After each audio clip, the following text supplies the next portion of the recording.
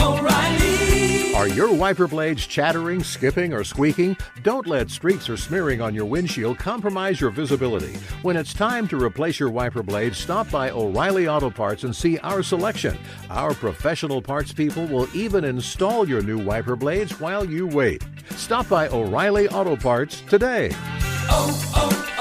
O'Reilly Auto Parts.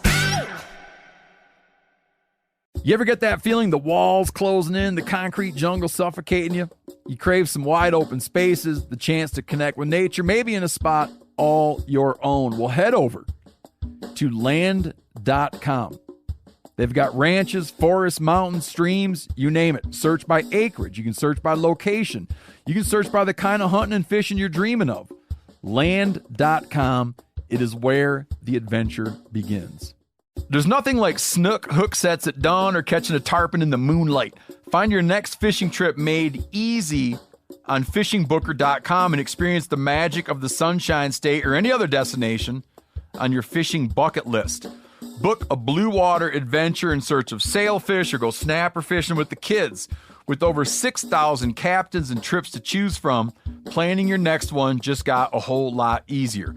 Download the Fishing Booker app on the Google Play or App Store, or visit them online at fishingbooker.com to book your trip today. Hey, everybody, and welcome to the brand new format of the Hunting Collective. I'm Ben O'Brien. New music, new guests, and just new stuff for you to listen to here at the Hunting Collective. And this week, I am joined by Ryan Callahan, and we're talking about topics like feral cats and all the birds they're killing. And we also talk about Cal's love life and that he may be single forever. And then in the interview segment of the podcast, I'm joined by Cameron Haynes. We talk about the Adam Greentree poaching case. We do a little pack dump. We find that he, too, is as unorganized as the rest of us. And we get into his love of the show, The Bachelor. So you're going to love it. But before we do that, I want to get to another news portion of the show. We talk about our partners. And the first partner we want to introduce you to, which you'll already know who they are, I'm sure, but it is First Light clothing, gear, everything you're ever going to want to put on your body when you're out hunting. It's First Light. And I've known, Callahan, and I've known Kenton Caruth over there for many years, and I love those guys, and I love their brand. I love working with their team over there, and it's exciting for me to one, be able to say that brands like First Light are willing to come on and say that they're partners and support what we do here. But at the same time, it's going to be good to wear their gear, let you know how it feels, let you know my thoughts on it, and be a little bit more involved in that side of things as well. So, it's nothing new to podcasts to have partners and advertisers, but it is new to this one. So welcome to First Light. Can't wait to have you on board for our new format and the new ride that is the Hunting Collective. So let's get started.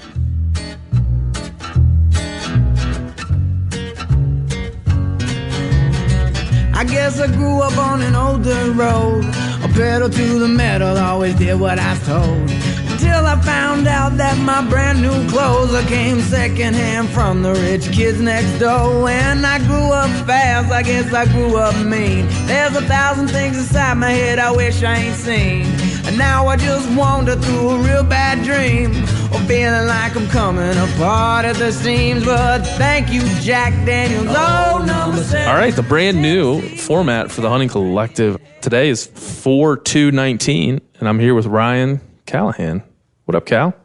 I was just thinking you should have done this on 4/20/19 because it's not to say that we hadn't had some THC gummy bears. That's right. THC, the Hunting Collective. You maybe have popularized now the acronym for the Hunting Collective. I know you've noticed because I'm really trying. I think it's fantastic. You really want this to be THC.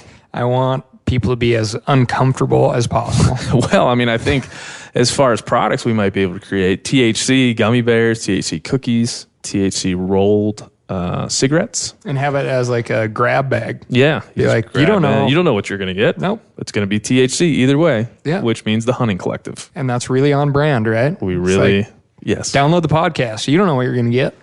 How does it feel to be the first guest in this new groundbreaking format that I've created? Feel great, man. You don't even know what you're really doing here right now, do you? Not at all, but that's kind of been my life ever since I moved over here to Meat Eater. Yep. You're just in a room with a microphone. You don't know what you're saying or what you're even talking about. But somehow you make it work. Yeah, there's no rhythm. There's no cadence. I have come to terms with the fact that I do need to somehow find some structure for that because I feel like I'm growing like a road weary kind of traveling salesman type of beer gut. And that old barber, shave your mustache in a weird way. Yes. Yep. That guy. Shout out to that guy. There's no time to deal with such things. So you just like keep on going. Give me a feral cat. Give me, like we've been talking, you and I have had this is the year of the cat. Oh, man. The year of the cat. Okay. Hashtag year of the cat. Everybody start using that. It is year of the cat. Give me a feral cat rundown. The Chinese will tell you it's the year of the pig, which interestingly enough is what cats taste like is pigs. So it's really just it's a pig that's in much better shape and happens to eat deer. Outdoor cats, not just feral cats, but outdoor cats. So the little old lady that kicks her cat out into the alley every night. Like kitty cats.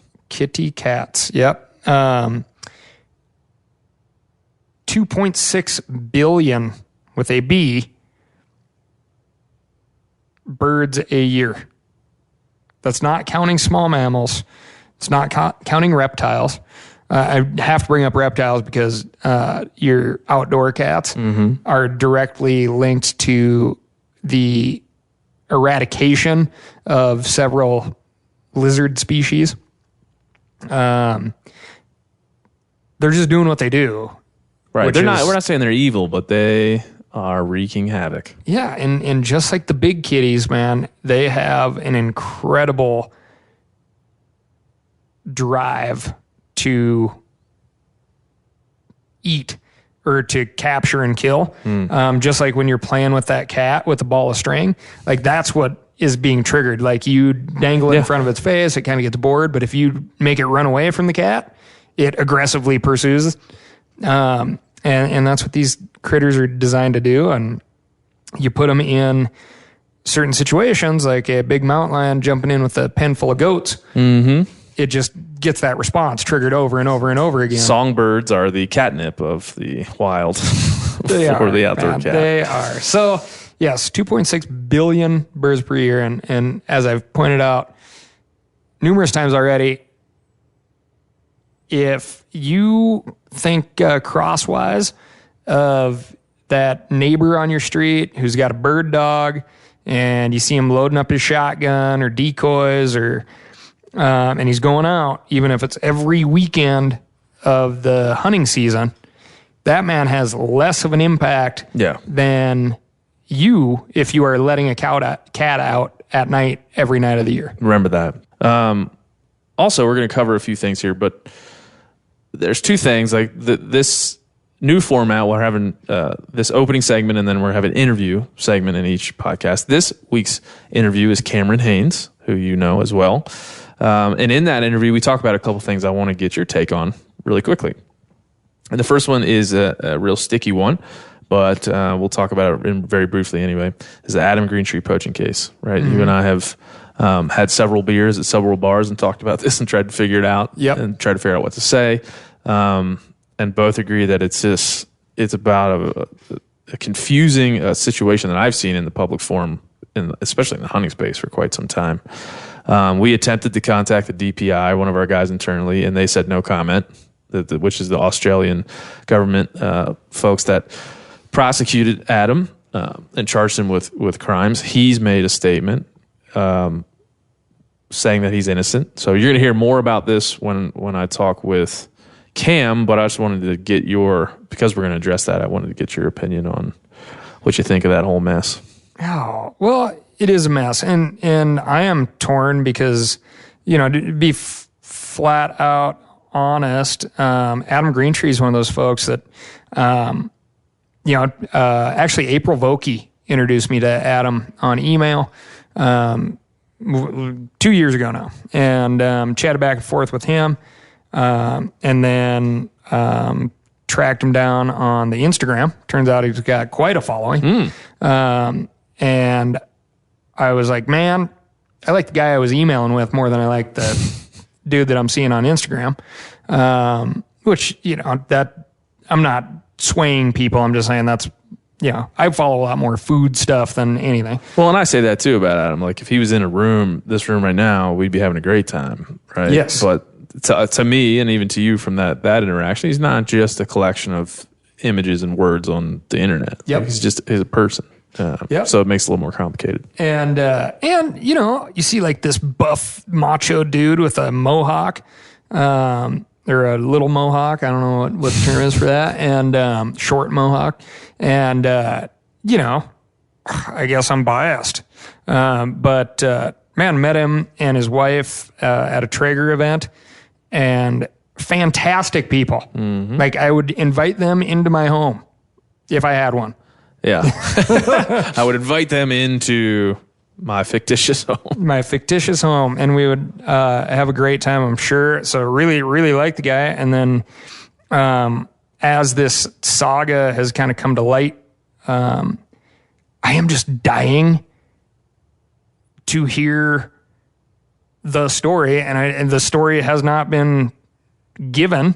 Yeah, we were just reading some of the bizarre, man. Yeah, we were just reading some of the comments from the DPI there. Like I said, that's that for those that aren't in the know. The governmental agency that attempted to charge and attempted to prosecute Adam for poaching red deer in a national park.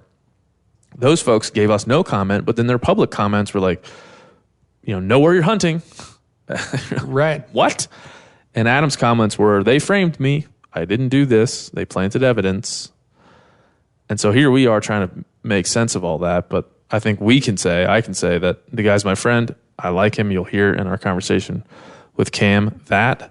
But we don't agree with poaching. We don't agree with, we soundly reject the idea that you're hunting even in a gray area where you're not sure where you are.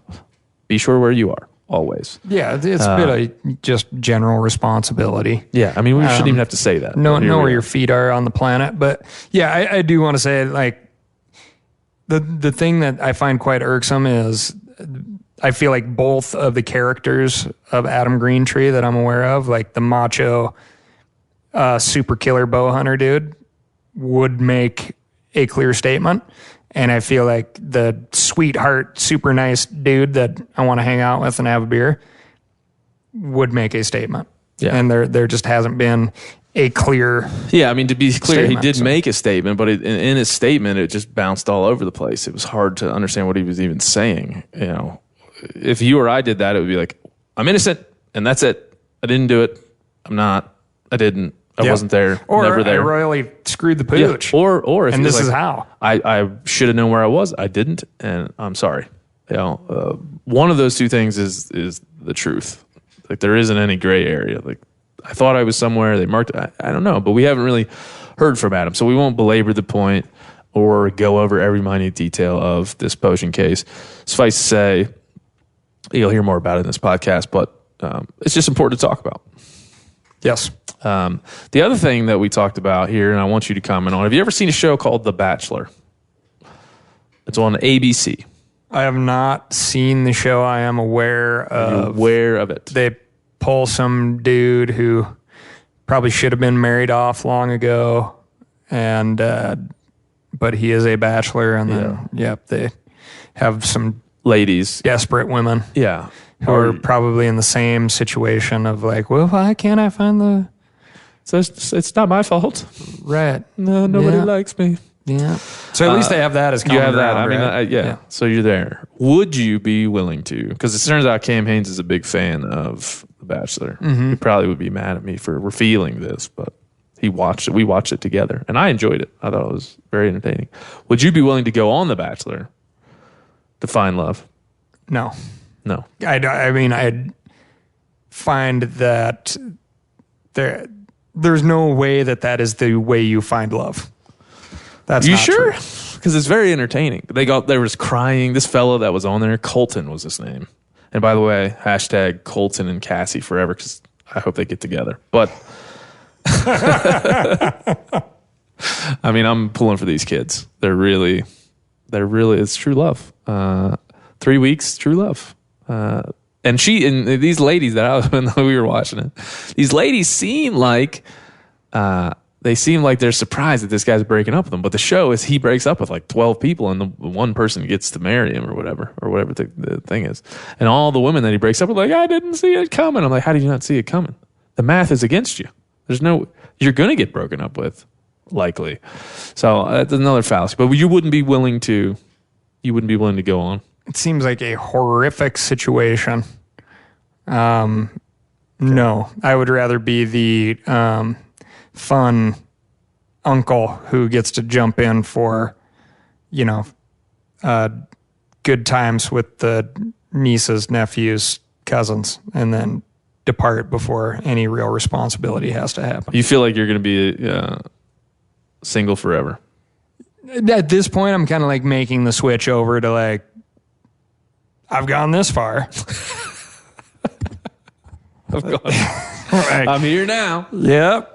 All right. I feel well, let's make peace with that together here on the show.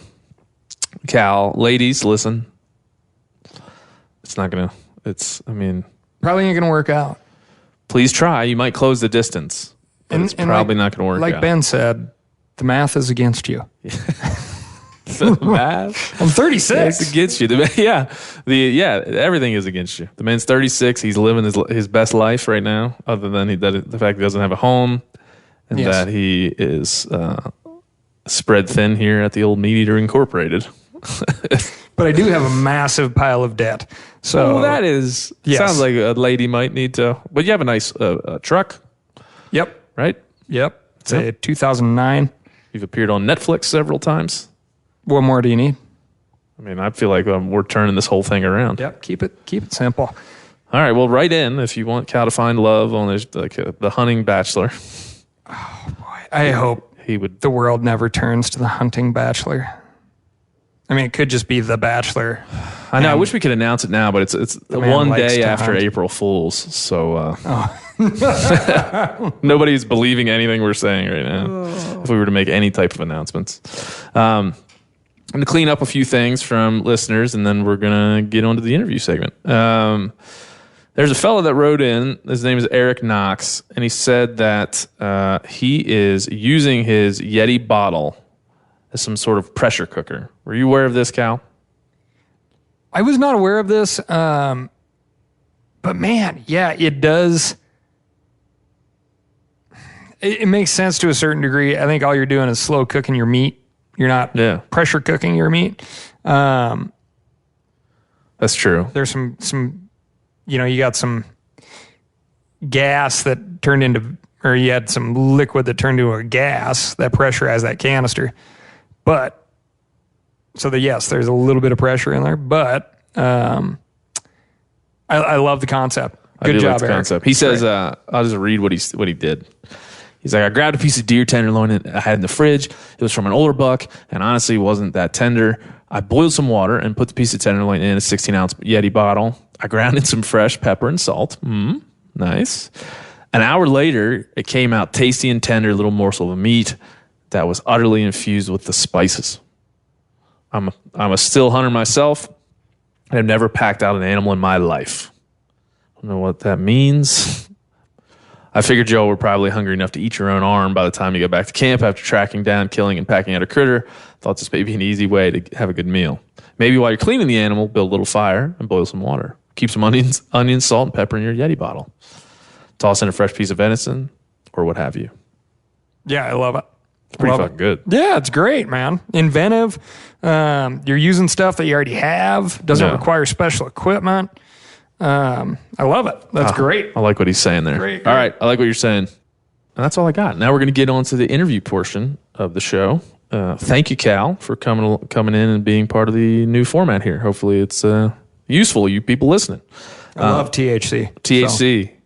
Cal's a big THC fan. We're going to have some after the show, which means shirts. We're going to put THC shirts on. So now we're going to transport in time all the way over to Eugene, Oregon, where we're going to be joined by bow hunting athlete and a very popular Instagram person, Cameron Haynes. We're going to talk about all kinds of cool shit. So enjoy. All right. Hey, Cam Haynes. Hey. How's it going, man? Good. We're in the keep hammering lair. Is that what you call this? Like the keep hammering cave? That's pretty much, that's what it says on the front door out there. Welcome. Thanks for having me in your home, man. It's awesome. No problem. Good to see you. Eugene, Oregon. I know. Yeah. Home of the Ducks. Born and bred, right? That's right. Yeah. So when I heard Meat Eater was coming to town, so to speak, I guess Portland, the same thing. Thought you could come and hang out. Yeah, man, it's good to be here. Sleep over, getting our jammies. Stay up all night. Getting our Under Armour jammies. Yeah, jump around on the couch. Yeah. You guys go to bed. Go to bed? No, we're not going to bed. Shut up, Mom. Yeah. Yeah, we're definitely going to have a sleepover. I do like a nice s'more. Okay. So if you maybe we camp out in the backyard. Yeah, for sure. Sleep in a tent. Read each other books. You can read me passages from your books. Yeah. We'll eat peanut butter and bacon sandwiches. It'll be That's a good life. Fantastic. Yeah. What's it like? You know, you've lived in this town your whole life, right? I mean, what's it like? Because I moved around the last couple of years, and I always think back to living in my hometown. And I always wanted to leave, and now that I left, I always kind of want to go back. Yeah. You know, you've been here you've traveled the world and done amazing things, but you've been in Eugene, Oregon for all your days. Yeah. Yeah. It's good. I mean, it's home. Yeah. So it's, I like living here. I like Oregon. I like the people. I'm kind of a creature of habit other than traveling all over. Yeah. Once I get home, I get in my routine. I know where I like to run. I like to lift weights, shoot my bow. It's just kind of what I do. So it's nice. Always to come back to I it. like routine. Yeah. Yeah. And people don't, you have a certain way of talking and speaking, and that makes that routine something people aspire to, right? It's run every day, lift every day, shoot every day. Yeah. And what I'm assuming you've tried to do in doing that is make the routine, an aspirational event. Yeah. Because a lot of people are struggling with how to get healthy and how to have a routine that's productive for themselves. I haven't really tried, but it's been easy because it's just what I do. And then I know when I share it, it helps people because I've always done it for decades. But I haven't always shared it like every single day. Like now social media is about, people want to know every day, what are you doing? What are you doing this morning, this afternoon? It's like you can't, if your content's good and the people that follow you are engaged, they can't get enough of it. Yeah. If I'm doing cool stuff, I could post 10 times a day. So it has made sharing what I do, it's what I do is no different, but sharing it is. And yeah, as you said, some people, I don't know if they needed it or we all maybe need inspiration at one time or another, but it's been good, positive. I wanted to get to that later on, but I feel like that's just a good thing to dive right into is how do you feel like people want to get inspiration, right? I mean, I feel like people more now than ever want inspiration, or maybe they're searching for it, because there's so many voices out there for them to listen to. Yeah. Maybe more than ever. I mean, I'm sure when you were coming up, certainly when I was coming up, there was some hunt videos out there, some magazines, and that was kind of it. Mm-hmm. There wasn't a whole lot else out there. So what do you feel like, is your major connection with people? Because there's a lot of people that connect with you and that are inspired by you. And I'd be interested to hear you break that relationship down as you see it, because it's important. Yeah. Yeah. I think one thing about my following is it's varied. Some people, they are runners, or they want to be runners, or they want to be more active. Some people are archers, and they just know if I put up I haven't done it in a while, but YouTube videos of just me just shooting a bow and talking about shooting a bow, hugely popular. So some people just the shooting a bow is just watching an arrow fly. It's just something people enjoy, and there's a beauty in the arc of an arrow. And then some people might come for even the lifting videos because they don't know what to do. So they're like, oh, let's see what he's doing today. I'm going to mimic this on my next workout. And then just in general, I try to, maximize each day. And, people are always very concerned with how much sleep I get. Far more concerned than You seem rested. Yeah. I feel. Yeah. Not after our sleepover, though. We're staying up late tonight. Right. But people are, I'm not worried about how much sleep I get. I just know what I want to get done and got to get done that day to make me feel like I put in a full effort. And I just know that, people come for different reasons, and they might just need just a little shot of energy that day or inspiration to get up and get out of bed and get going. And if I can offer that, and as I started to say, I got distracted with the sleepover talk, but it is exciting. What are we going to do? Nobody knows. Yeah, it's just like the greatest day for me is one where I feel like I gave a full effort, like that. Like me and my friend Courtney ran the Grand Canyon on Saturday, and I felt like that day, that was just the best day ever, because I couldn't have done any more. It's like we ran from one side of the Grand Canyon to the other and back. And it's just like, that's all I want to do every day is just give that kind of effort. Yeah. So people like to see that come to life. Yeah. I mean, running the Grand Canyon, I mean, it's just, that's an amazing feat for someone's life to put it in terms of like, I just went over there and ran around. Yeah. I think that's what part of what people are drawn to. That's always interesting for me. Like, this is new for you. I mean, when I first heard about you was reading your book, and then you get into this day and age where we were just talking about in the kitchen there. There's a lot of hate, there's a lot of love, there's a lot of feedback. The feedback loop keeps on going and going and going. And you kind of have to live in that feedback loop. There's nothing else you can do because there's so much good there. You can't throw that all away for a few people that don't like what's happening. So on days you'd like to just delete the whole thing, but when you really look at the numbers, it's like, I might get 10, maybe on a bad day, 10 negative comments. Yeah. And how many in thousands of positive. So it's just like, I'd be being a little overly sensitive to throw the baby out with the bathwater. Yeah. And it's just like, it's not, but it's just like those negative ones. And it's our culture nowadays, they love lifting people up to this higher than, a higher pedestal than anybody ever deserves, only because they enjoy tearing them down. Not the same people, I'm not saying that, but I mean, people love to see their I'm not going to say idols, because I don't want to act like I'm an idol to anybody, but they just love knocking people down. Yeah. That's it. I don't know why. It's just a weird time, and social media has given people a chance to knock people down often. Yeah, I think if those, like a lot of folks could sit in the chair that I'm sitting in, and I think what they would want to ask you, I think part of that would be, how do you talk about social media so much, and so much of your identity is there, at least to people that don't know you. I know you. Yeah. I know who you are. We've hunted together, we spent some time together. To that extent, I know you.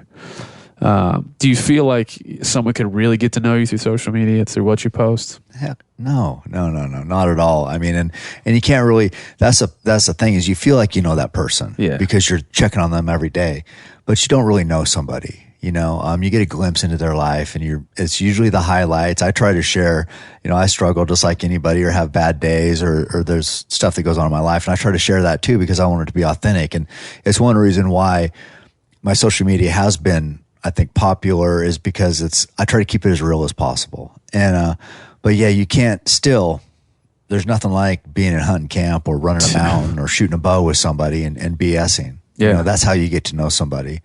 So, what happens, it's like, it's this weird relationship though. And what I don't like is if I make a mistake, or if I screw up, or if I, I've had people say that, I don't know. I can't think of an example right now, but I don't want to feel like I let somebody down, because they feel like they know me. And if whatever happens, the interaction wasn't as they envisioned, or if there's a lot going on and it's not, as intimate as they wanted, like as much time or whatever. And then somehow it comes out that I may have let them down. I hate that. Yeah. I don't like that, but, it's just part of the deal. You build this daily interaction with somebody, they really feel close to you. I mean, I had a guy, for example, I still haven't even responded, because I get so this one was a little different though, but he wanted me to be the best man in his wedding. Okay. What? I don't know him. Yeah. Paid for me to come to his wedding, all expense paid, be in his wedding, and be his best man. So just think about that. Yeah. And it's like, so that person, because I haven't answered and it's been a day now, he probably feels like I let him down. Yeah. Like, I wanted this guy to be the best man at my wedding. He hasn't even responded. I mean, that weighs on me. Yeah, that's a rough one. That weighs on me. It does. Yeah, because you, like I said, you live in this kind of bubble of judgment and positive interaction and negative interaction. Like you're bouncing around, and there's all this stuff coming in. I'm sure it's hard to, for you, hard to try to get your arms around it all and understand what it really is. Because I think just by our nature, man, if it's 100 positive comments and one negative one, you would read the one negative one. I do it. Yeah, and that's I care. I care about people. I care. You can say I don't care what people think. We all care what people think. Oh yeah, that's just the way it goes. Can you let it affect you? Now maybe that's different. Yeah. And that's what I try not to let it impact my regular life. My family's right here.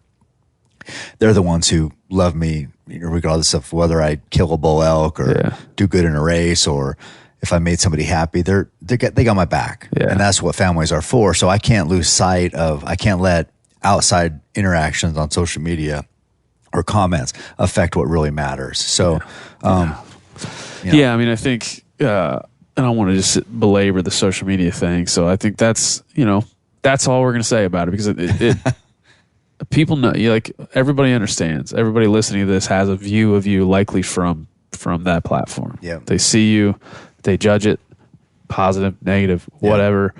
I find it to be, in my own personal experience, a very confusing place to live, because there's data, there's numbers that say you're doing good, you're doing bad. There's all this reinforcement of these activities, and so I think we're all just trying to figure it out. And some people do it better than others. It's a struggle some days. So we'll leave that behind, social media being behind. But I don't know that I've read some things about your growing up, and like you've spoken fairly openly about your childhood and kind of how you came up and came to be a hunter. So, we talked about you being a Eugene native and having been here for so long. Like, describe your first, like where you grew up, how you grew up, and just give us a quick rundown of the brief. The years prior to coming of age, becoming a hunter. What led you there? I mean, it's like a lot of childhoods, a divorce home, and my dad, I lived with my mom, wanted to miss my dad. My dad was like a superhero to me, how a lot of kids are with their dads, and he was a amazing athlete, so I'd hear these stories about him but didn't get to spend much time with him. So then went to live with him because I didn't like my stepdad.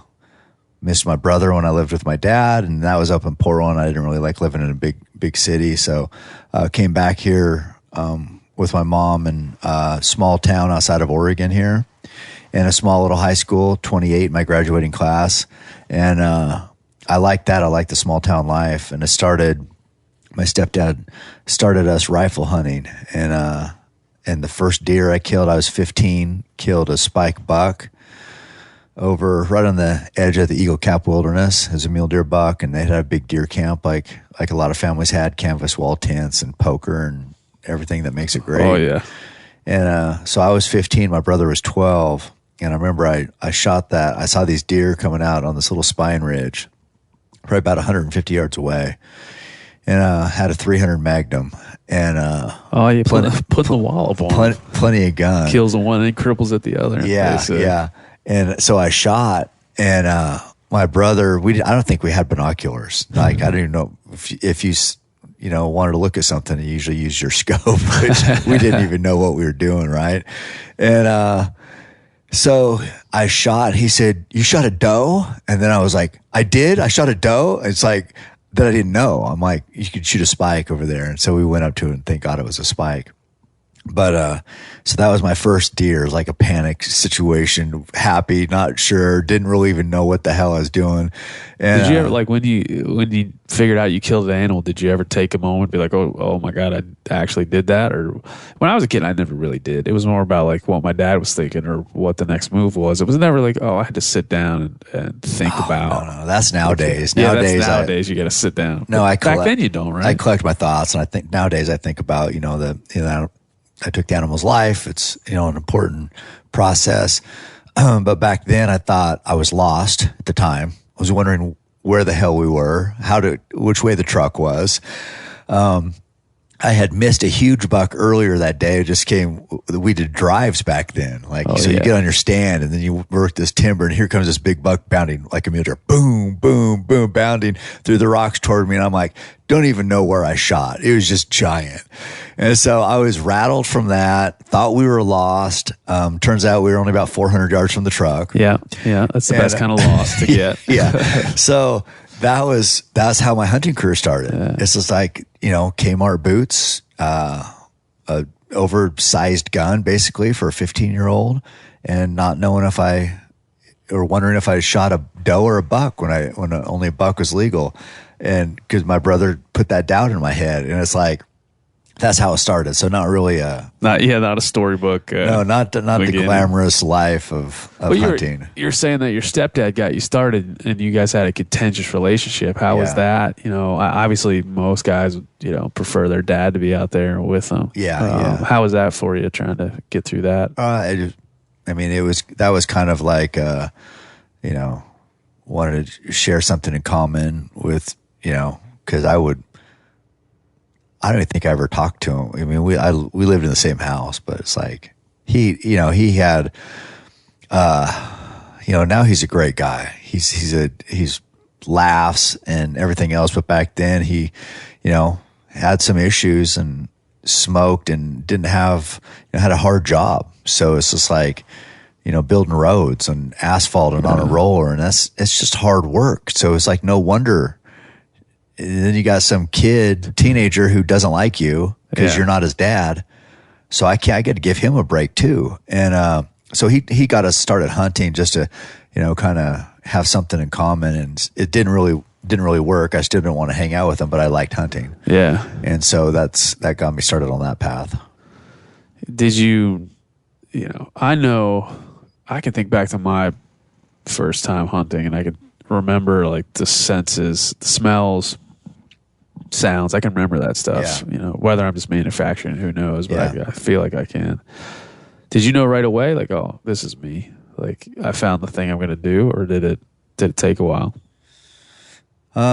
No, but what I liked about it, I didn't feel like a natural hunter. I didn't feel like, hey, I'm a predator. I finally figured it out. But I liked that when I killed a buck, that I got positive reinforcement from men I look up to. And so that, it's a lot of kids, a lot of young men want that positive affirmation. And so that, if I had killed an animal, I would get that. I might not get that for any other thing for the whole year. So it's like I would maximize hunting season. And then turns out I was a pretty good hunter. I mean, whatever that means. I don't know what that means. I killed bucks, and then my buddy Roy got me started bow hunting when we were 19. I think I bow hunted or rifle hunted for 3 years. In the 4th year, started bow hunting, and then it really took off. It's the same thing. It's like I killed a spike bull my first year bow hunting, and at that time, hardly anybody killed bulls in my little town with a bow. So it was like that was the whole thing is like people say, "Oh, you got lucky." Maybe I did get lucky. I don't know. It's a 70-yard shot, but I shot like for hours every day. So I put the arrow in there, and the same thing. It gave me something positive to build off of. Yeah. No, it's huge. Yeah. O'Reilly Auto Parts are in the business of keeping your car on the road. O'Reilly Auto Parts offer friendly, helpful service and the parts knowledge you need for all your maintenance and repairs. If you're confused about what part you need, like what wipers are going to be the best, what replacement headlights are going to be the best, go into O'Reilly and talk to the people that work there, because they're great and they're super friendly, and they'll get you squared away where you walk out knowing you got the right thing. They've got thousands of parts and accessories in stock, either in-store or online, so you never have to worry if you're in a jam.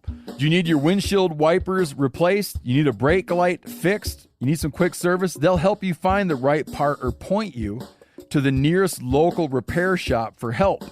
The professional parts people at O'Reilly Auto Parts are your one-stop shop for all things auto do-it-yourself, and you can find what you need in-store or online. Stop by O'Reilly Auto Parts today or visit us at O'ReillyAuto.com/MeatEater. That's O'ReillyAuto.com/MeatEater. You ever get that feeling you're stuck inside staring at screens and a primal urge kicks in? You crave wide open spaces, fresh air, the chance to connect with the land. Well, maybe it's time to find your own piece of the wild, but searching for property can be a maze. That's where Land.com comes in. They got millions of listings across the country, from mountain ranches to hidden fishing holes. Their search tools are like a seasoned guide helping you narrow down what you want. Land.com isn't just about buying and selling. It's about finding a place to hunt, fish, explore, or simply sit by a campfire and listen to the crickets. So head over to Land.com today to turn one day into today, because trust me, there's nothing quite like the feeling of standing on your own piece of earth. There's nothing like snook hook sets at dawn or catching a tarpon in the moonlight. Find your next fishing trip made easy on fishingbooker.com and experience the magic of the Sunshine State or any other destination on your fishing bucket list. Book a blue water adventure in search of sailfish or go snapper fishing with the kids. With over 6,000 captains and trips to choose from, planning your next one just got a whole lot easier. Download the Fishing Booker app on the Google Play or App Store, or visit them online at fishingbooker.com to book your trip today. When and you finally discover that, like, and you know that's what you're going to do. I think everybody that knows you knows about Roy Roth, right? Yeah. I mean, I think there's such a connection between the two of you. Yeah. But he, describe his entrance into your life and kind of, what that did for you at the time. Yeah, I've done a lot of podcasts, and I always say that I said I retired from podcasts and I wasn't going to do anymore. I said we could do a very short podcast where you're like, listen, this is my retirement announcement. I'm tired of doing this now. Yeah. No. Then I could always say, hey, last podcast was mine. I could always have the retirement announcement. Yeah. Well, so I just because I've said my story, but like I said, people have likely heard the full story for good reason. But. Yeah. And so what I'll say about Roy and how he came up is in high school, and I haven't shared this, but Roy was pretty athletic. He was a year older than me, but he was always a big guy. Yeah. And he was really good at baseball, third base, had an arm, could hit. But we didn't really hang out much in high school. He had a trapping line. He would go out, set traps in the morning, always like doing his thing. All I cared about was football, mostly football. Yeah. And so we didn't really hang out. But when I rifle hunted, I knew he bow hunted the year before I did. So it was like first day of rifle season, opening day, here in Western Oregon. It's like this place where we lived is Weyerhaeuser land, and there'd be car after car after car. Just we lived right on the road that goes to Weyerhaeuser. And so we'd be up early, and I'd ask Roy, I'd call him the guru, because he just was out there all the time, trapping, bow hunting. And I'm like, hey, I'm told my buddy Jeff, I'm like, hey, I'm gonna call the guru and see if he's got a landing we should go check, or we should go check. So I'd call him, and he'd say, yeah, go up to 3,000, you go to the 3115, you go out to the second landing, get there before light, and there'll probably be some bucks out there. And so to beat every rig, you'd have to get up like it. Yeah. They'd say you couldn't go in for an hour before daylight, but the gate would be open like at 3 a.m, because otherwise you'd have a line of cars 10 miles long. So we'd go up there, and sure as anything, we'd see bucks, and so the guru. But then the next year, that was my last year rifle hunt. Then the next year, Roy, he said, hey, you should bow hunt, because there's way less people and a lot more animals. You see a lot more. I'm like, okay, cool. So we started to hang out then, and I ordered a bow from Bowhunters Discount Warehouse, and I think my mom actually bought Bow Hunters it. Discount Warehouse, baby. It was a Golden Eagle Super Hawk Turbo Cam for like $119, and I put it up at 90 pounds and shot 2114 aluminum arrows, which were way under spine. I don't even know how they flew, and that bow sounded like a 22 going off, and probably only shot still about 230 feet a second, but that's what I killed that first bull with. So since that time, me and Roy, the point to that story was we came from different directions. Yeah. I was more worried about sports. He was more loves the outdoors, and then hunting brought us together, and then bow hunting really solidified that.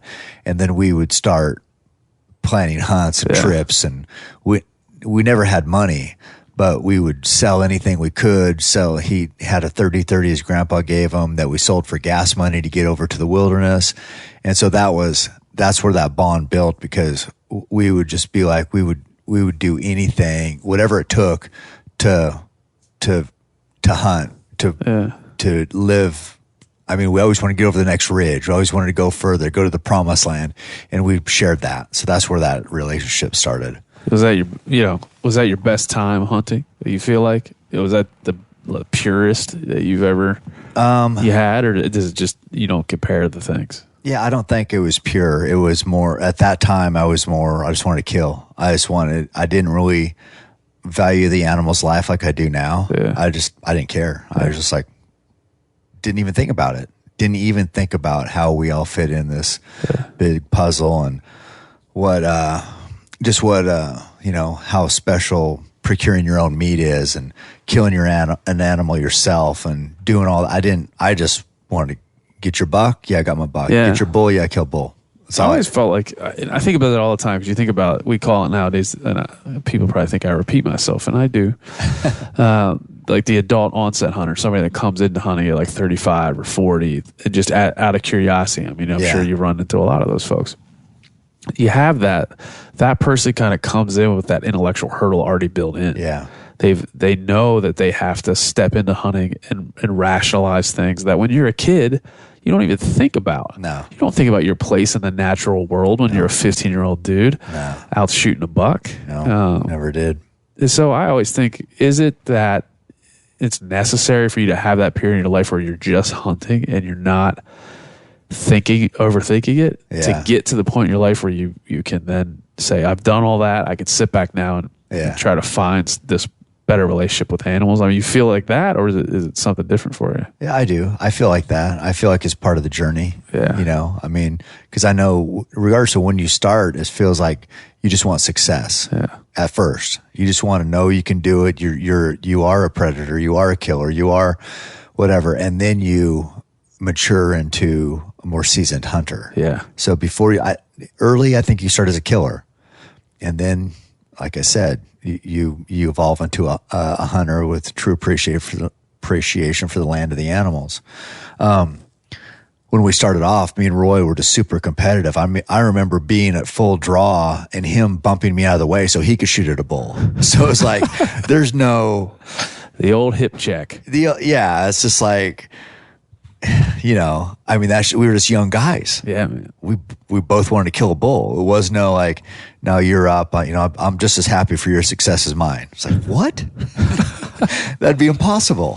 I remember seeing in a certain bear camp where you and Joe Rogan were shooting the freaking little archery tournament that I was a part of. So you still have that competitive streak, I know. Yeah, for that. But for the animals, the animal's life now has taken on a different. But I'll be competitive dude forever. All day. I know it. You can ask my kids about that. So, when do you break into, because I could ask you the questions everybody always asks you, but when do you break into wanting to like take this thing that you learned, in the stages that you learned it, and tell other people about it? Because you started to write, you started to communicate, and you started to build a career around talking about what you were doing. I would say earlier on in your books and your writings for Eastman's and different things, it was more like, here's how to hunt, here's why to hunt. Yeah. It was a more drilled down approach. Yeah, it's broader now, but at some point you had to decide, like, I think I could communicate to folks what I'm doing here. Yeah. that's why I loved hunting. The very first, that deer I killed, that spike buck, I wrote a story about it for English.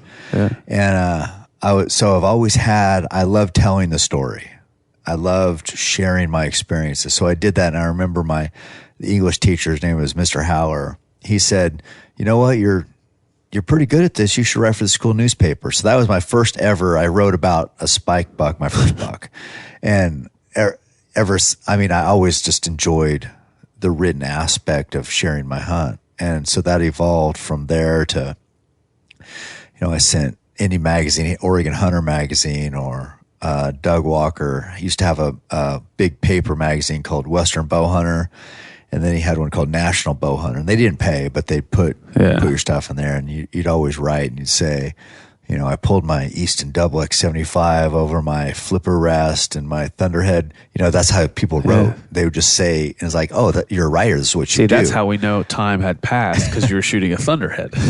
Oh, yeah, no. Thunderhead, that was it. That was like the only thing to shoot back then. Yeah. And so, but that's how people wrote. And so I came up like that. Yeah. And then it evolved into, I wanted to self-publish a book. Nobody had written a book on blacktail, bow hunting blacktail. They had on rifle hunting blacktail. And so I self-published that and made a bunch of poor decisions, made the book all glossy and full color, and cost $56,000, and I didn't even have any money, so I borrowed all that. But that launched me into Eastman's. That was the next step. And so it's just kind of, it always started sharing the communication with the written word. That's how it started. I don't think a lot of people probably know that about you.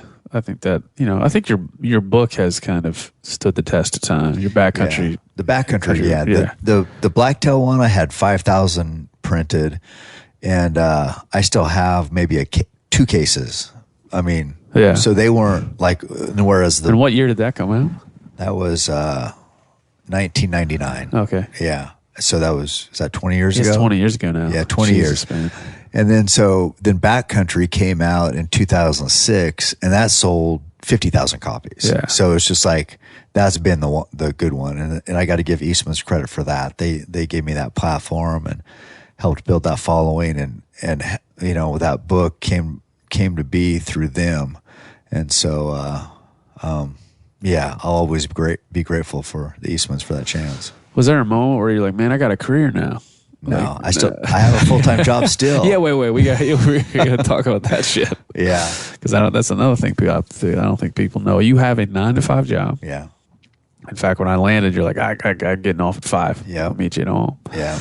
I think I know a lot of people just think this guy must just run. He just runs. Yeah, must be nice. Hunts. Must be nice. Must be nice, Cam. Yeah. Talk about talk about what your job is, because people want to know what your damn job is. Yeah. And why you still have it, because I know Joe and I have in the past, Rogan and I in the past have went on campaigns to try to get you to give it up.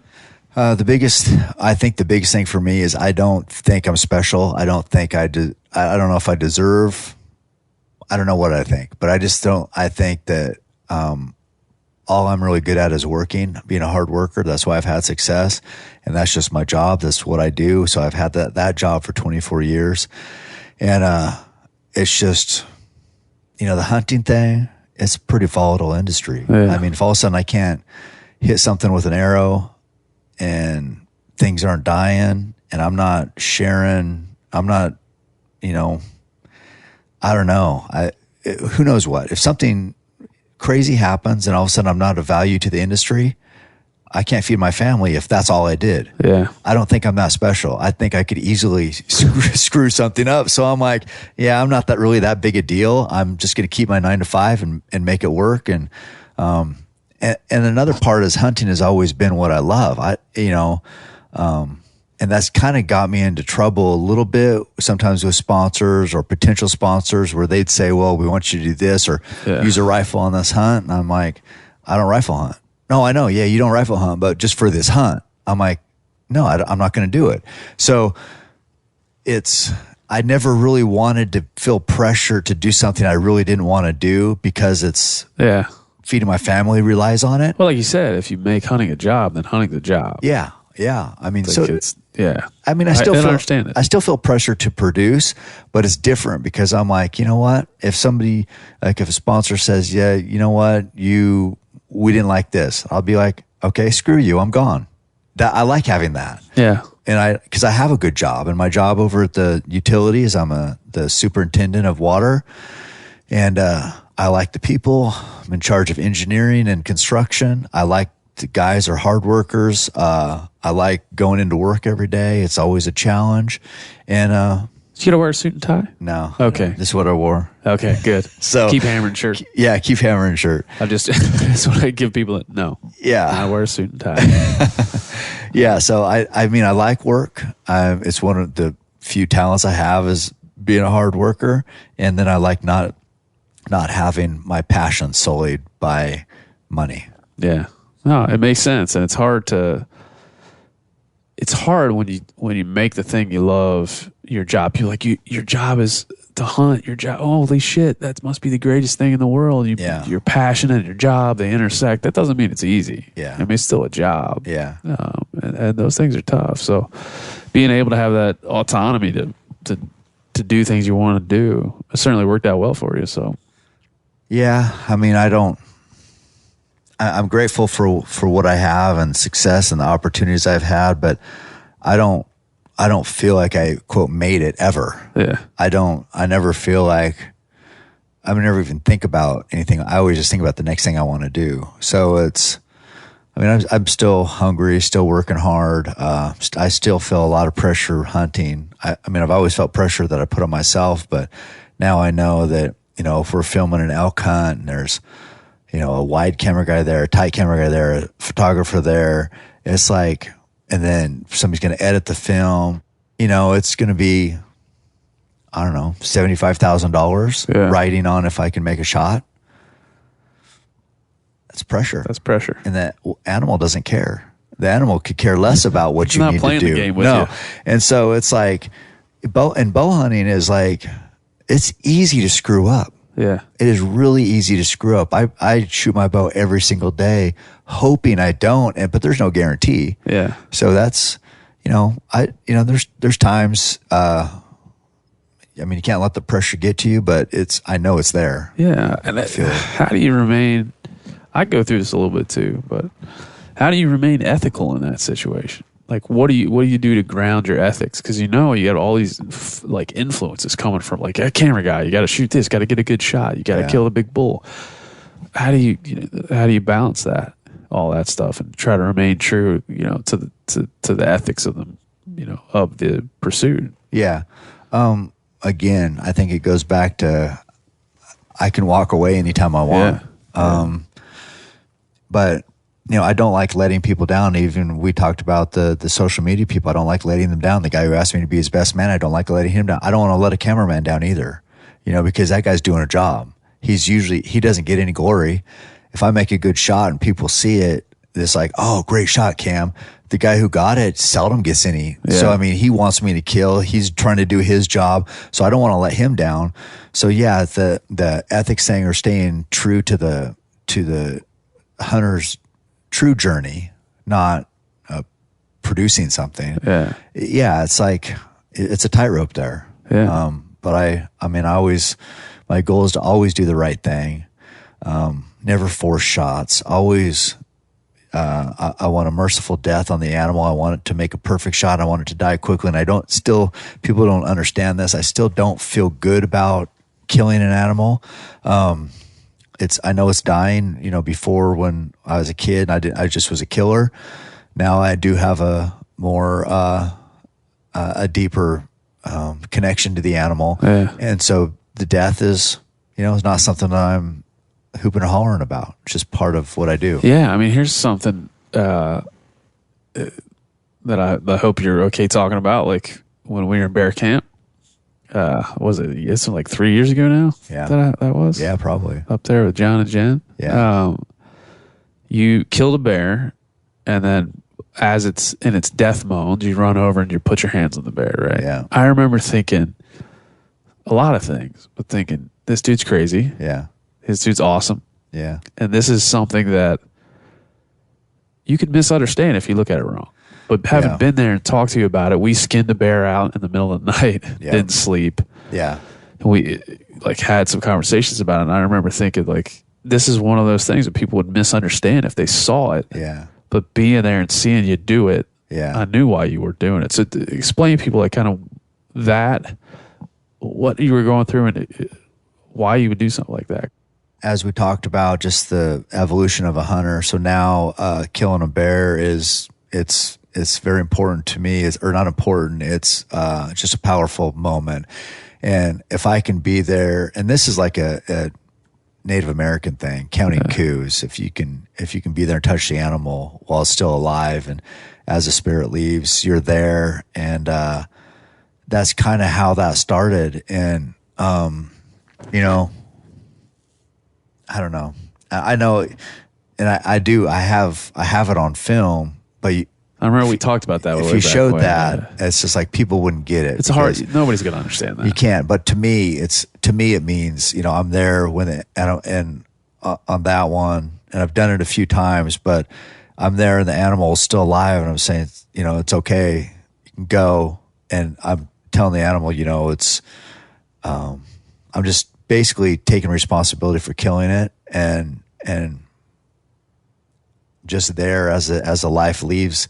And it's I don't know, John Rivet too, he's you know, he's the same type of person that really values animals' lives. And you know, you said you moved, but you know, we've had tears on our eyes, and we're supposedly big tough hunters, but that's that moment. I mean, it's a big deal. It's a big deal to kill an animal now. And so I don't take it lightly. I know, you know, I know it's what I do, and it's part of why we're here. We eat. Animals are, you know, they're a resource for us, and if we manage them right. But you know, the killing is still not. I mean, it's a big deal.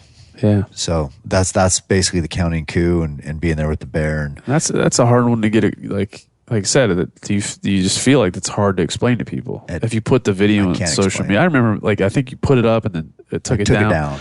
And I was maybe trying to convince you to put it up because I was like, this is, I saw this and talking to you in the moment, like, this is cool. You have to share this. But then you put it up. It's like, you just open it up to so much criticism. Yeah. And it's something that people just can't get a perspective on, you know. They would have to have done it themselves, or they'd have to have probably walked in my shoes, my journey as a hunter, and done to know exactly how I feel. Yeah. And I can't expect anybody else to feel that way. Yeah. And if you do understand like you do, then I'm thankful. But I can't expect people to understand. Only me. So that's just for me. So that's why, you know, it's probably not smart. I mean, the bear, maybe I'll run up on a bear and it'll not be dead. Do you want to get attacked? And then I'll be dead. That's what you're going to ask. Do you want to get attacked? Yeah, they'll just say I'm stupid. They'll say whatever, but that doesn't. I don't care. It doesn't matter to me. I do it for me, and I do it. I don't know. I don't know why, but yeah. Yeah, that just came to me. I didn't even plan to bring that up. I was like, man, I just remember that. And that camp was interesting for a lot of reasons, but I think it's the first time we had met, or one of the first times we had met.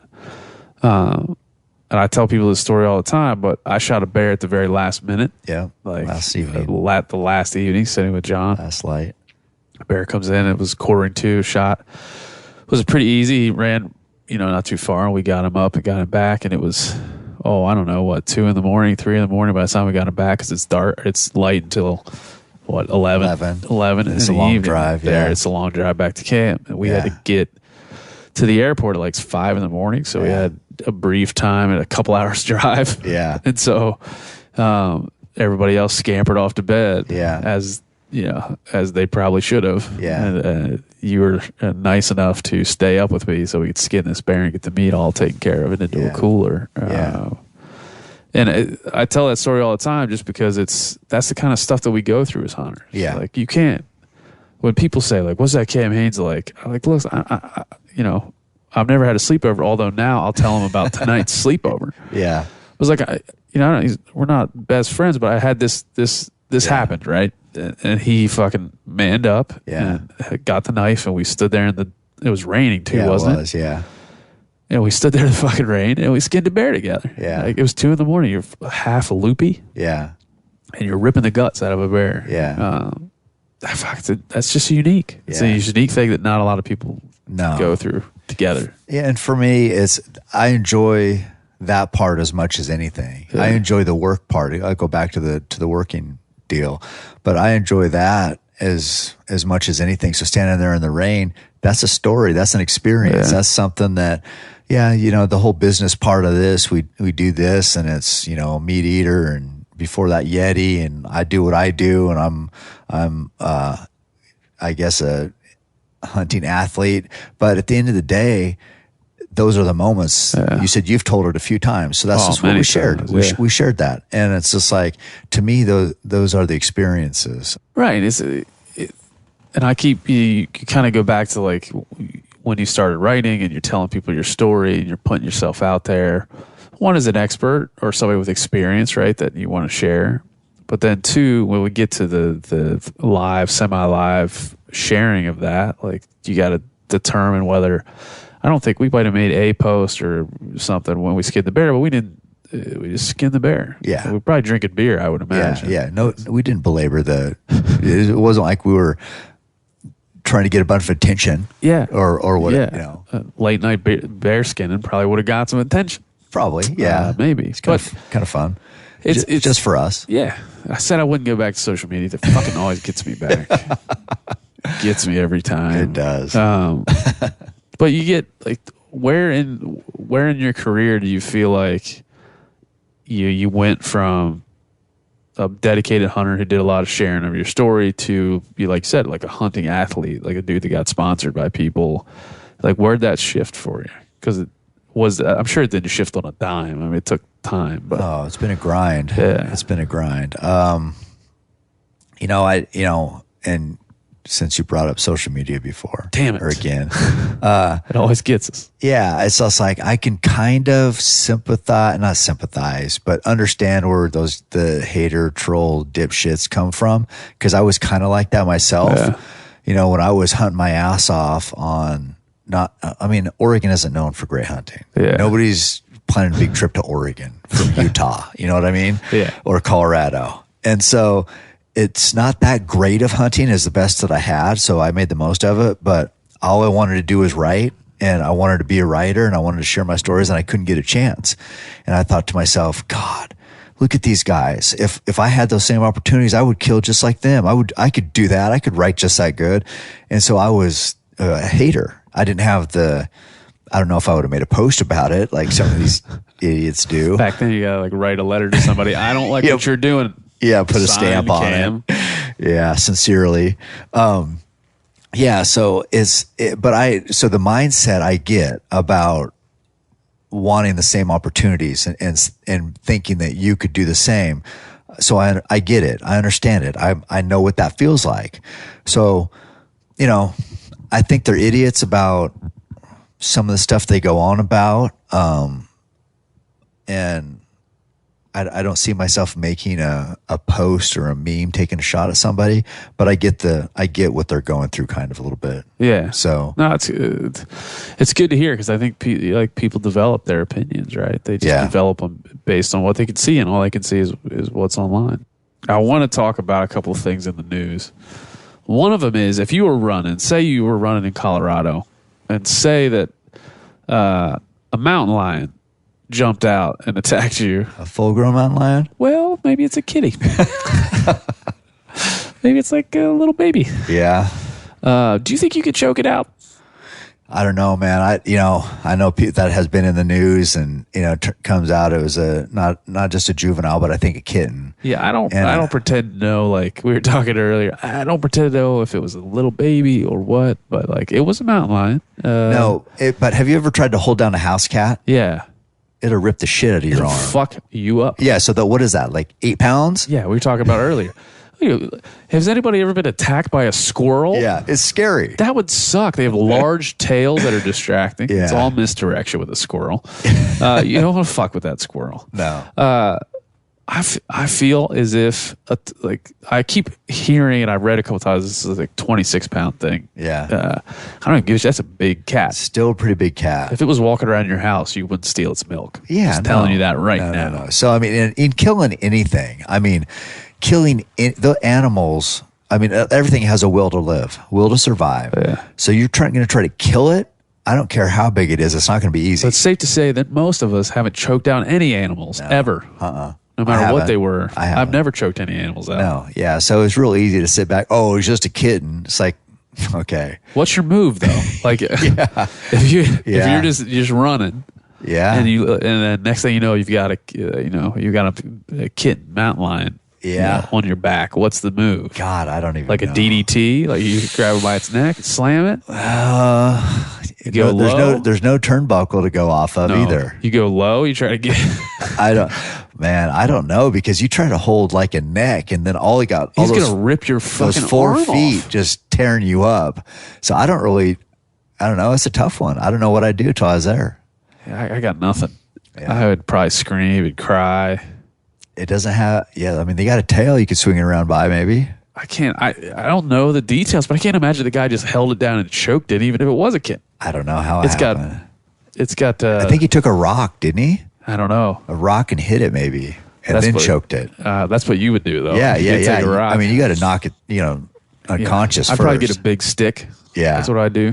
And then I'd hit it with a big stick. Something. And then, you need a weapon. And then give it a good choking. Yeah, our skin's pretty soft. You need a weapon. But you never had any serious bear run-ins, have you? Like real serious, where you felt that there was imminent danger, something that. Yeah, I mean, me and Roy hunted Prince of Wales Island for a number of years. We had another time a bear. We were on a blood trail. It was at night, and here comes this bear down the trail, and we scramble. All we have is bows. We never had rifles, but and we got out of there and we got back down the trail, and I'm like, the bear turned out to be another bear. So it wasn't the bear we were trailing, but it was another bear. But we thought it was the bear we were trailing, so we was like, oh shit, here he comes. But we got down the trail, and I remember stopping. And I told Roy, did you push me towards that bear? He's like, well, you had the bow. He goes, I didn't have anything. So he pushed me and then took off running. He seems to do that a lot. Yeah. He hip checked you out of an elk, and he pushed you into a bear. Yeah. So it's just like, that's like kind of survival of the fittest, or for survival of the strongest maybe, or quicker. But, so we've had that. Then one time I was with Rivets, and I would like sitting on the ground there and having those bears coming close. Well, one time this bear came in, and I was like, the bear just. And we should back up. Like it's a baited hunt, right? You're how far away from the bait? Like I've sat there with you. It's like not very far. Fuck, it's a few feet. A few feet away. Yeah. And one time you had just a knife. Yeah. I remember you just had your knife out. Yeah. So it's an intense, and it's not just a bear. Yeah. I mean, it's. I remember herds of bears. If that's the thing. My plan is I tell John this too, and I'm like, don't stop, keep recording if this happens. But so I have my knife in my right hand. My plan is left hand, put forearm in its mouth, vice my left hand, and then stab under its armpit into his heart with a knife. Oh, what do you think? I think that's nice. Does your wife know this? So in my head, it works perfect. Yeah. I mean, like a few puncture wounds on the forearm. Yeah, you should start wearing like a Kevlar sleeve. Yeah. Because if you're going to have this plan, I want to help you out by saying you should maybe wear like chainmail, like the Knights of the... Or like get some shin guards like for soccer. Yeah. So... That would be, I can't wait for that Under Armour video where you just pull up your jacket and there's chainmail and you're like, well, if something happens. Yeah, here's the deal. This is heavy and cumbersome and I'm sweating, but. Yeah. So here, the one time a bear came in and he just looked not good. You can look, just like you see a dog and you look at a dog and you're like, I don't that like sideways look. I don't like the looks of that dog. Yeah. Well, this is how that bear was. And John said, we need to keep an eye on this bear. Well, it ended up coming around about 4 yards from me. And I was sitting on the ground, so to get up, I had to like lean back against the tree to get leverage to push my legs up. I think I was on my knees. So I leaned back and there's that leaning back 6 inches. The bear, I think, felt like I was retreating. That's what they want. So if they feel dominant, they're reading body language. Of course, they can't talk, so they're always about how big are you, what are you doing, what's your body language. My body language was passive, and so it got aggressive. So it came, and then I stood up, and it closed the distance fast, and I stood up and was like, no, like that, and it stopped. Thank God. But so that was a little bit, and then other times, me and Roy had grizzlies, Yeah, because that's what you say when you're sitting on a bait like that and you're in Alberta. There's grizzlies around. Yeah. I haven't had any issues with grizzlies up there, but just in Alaska, we hunted grizzlies, and so we'd have just stuff going with them. But back to, does your wife know about this? Do you guys talk about it? No, not really. That's what I think. Tracy, don't listen to this. No, turn it off right now. Yeah. Earmuffs. She knows. She's got to have some inkling of like what you're, Well, I mean, hey, my best friend died on the mountain. So, I mean, she knows there's risks with what we do. I don't know if she knows that I increase those risks intentionally, but, as I said earlier, and it goes to the hunt too, we've always just wanted to live life to the fullest. Yeah.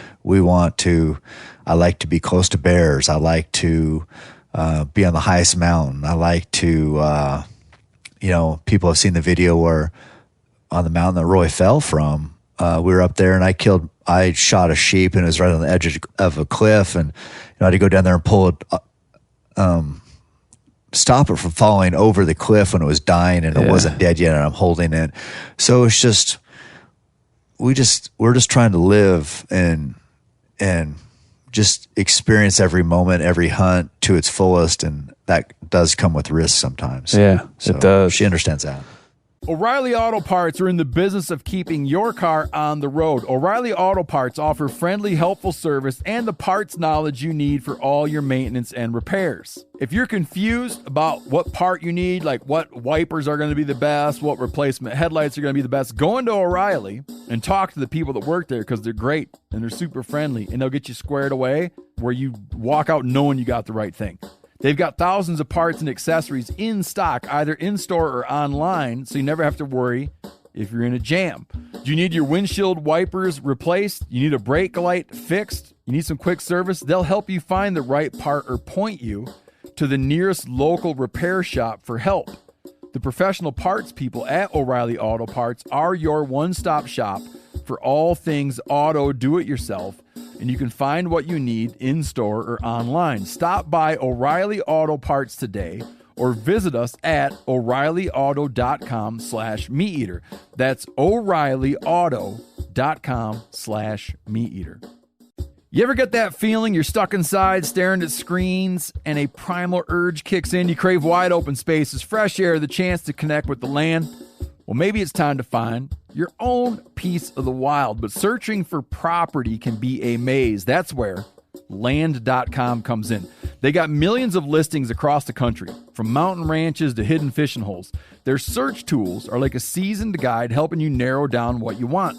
Land.com isn't just about buying and selling. It's about finding a place to hunt, fish, explore, or simply sit by a campfire and listen to the crickets. So head over to Land.com today to turn one day into today, because trust me, there's nothing quite like the feeling of standing on your own piece of earth.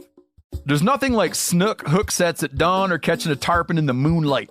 Find your next fishing trip made easy on fishingbooker.com and experience the magic of the Sunshine State or any other destination on your fishing bucket list. Book a blue water adventure in search of sailfish or go snapper fishing with the kids. With over 6,000 captains and trips to choose from, planning your next one just got a whole lot easier. Download the Fishing Booker app on the Google Play or App Store, or visit them online at fishingbooker.com to book your trip today. So, speaking of news, Yeah. You and I were talking about before this weekend, there's a big thing happening right now. Yeah. A big complicated thing happening in our world right now. Something you're involved in and I'm involved in, relatively indirectly, but something that I want to address, and it's about the definition of uncomfortable for me, and I'm sure for you. It's not something either one of us even really, I think, understand, but something we should talk about, and that's Adam Greentree and his poaching case down in Australia. What we know right now is that there was some evidence that he was in a national park and shot a red deer. The wildlife officials down there say they have evidence, and they charged him with entering a national park and just discharging his bow. He